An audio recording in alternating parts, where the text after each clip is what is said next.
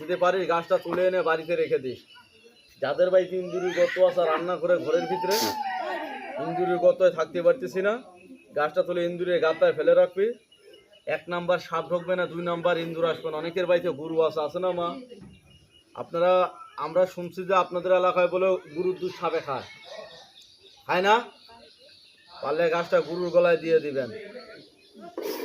এই না, আমারে না, পারলে গাছটা গরুর গলায় দিবেন, গরুর দুধটা সাপে খাবে না। আর আমার মতন যদি কোমরে রাখতে পারেন, এই যে আইছি না সাভার থেকে 50 কিলোমিটার হাঁটবো আপনাদের এইটুকু জায়গায়, কিন্তু আমাদের শরীরে ব্যথা থাকে না। কিন্তু পারলে একটু গাছটা তুলে এনে কোমরে রেখে দিস। আপনার কোমরের ব্যথা, বাতের ব্যথা, অ্যালার্জি, হাঁপানি, এই কোমরের ব্যথা, বাতের ব্যথা, অ্যালার্জি, হাঁপানি, সাদা সিরাপ, ক্ষয় রোগ, এই রোগটা জীবনও থাকবে না। মা বোন আমারও আছে। এই দেখে যা না কিনে তোর মাথাটা বাইর কর, কামড়াইস না। আমি বুঝতে পারছি এই জায়গা তোর ক্ষতি করার লোক নাই, আছে?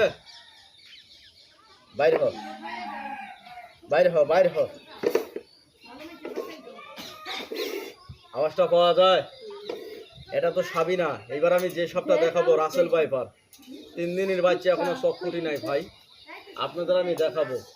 তা আপনাদের পাড়ায় এই যে একটা ভেঙে হবে না, এই যে আপনাদের পাড়ায় একটা গাছ আছে, ওই যে ধরলে মরে যায়, এটা কি গাছ বলেন? দেখ দেখ দেখ, পারলে একটা ওই যে ধরলে মরে যায়, কি গাছ বলেন? লজ্জাপতি। পারলে একটা লজ্জাপতি গাছ ব্যবহার করিস, সাদাটা, লালটা না। আর একটা গাছ আছে তুলসী গাছ, নাই? আমাদের বাসায় আছে। তুলসী গাছের শিকড় নেবেন, পাতা না, ঠান্ডা কাশির জন্য খাইছে। পারলে শিকড়টা নেবেন। এই 2টা গাছ একত্র করে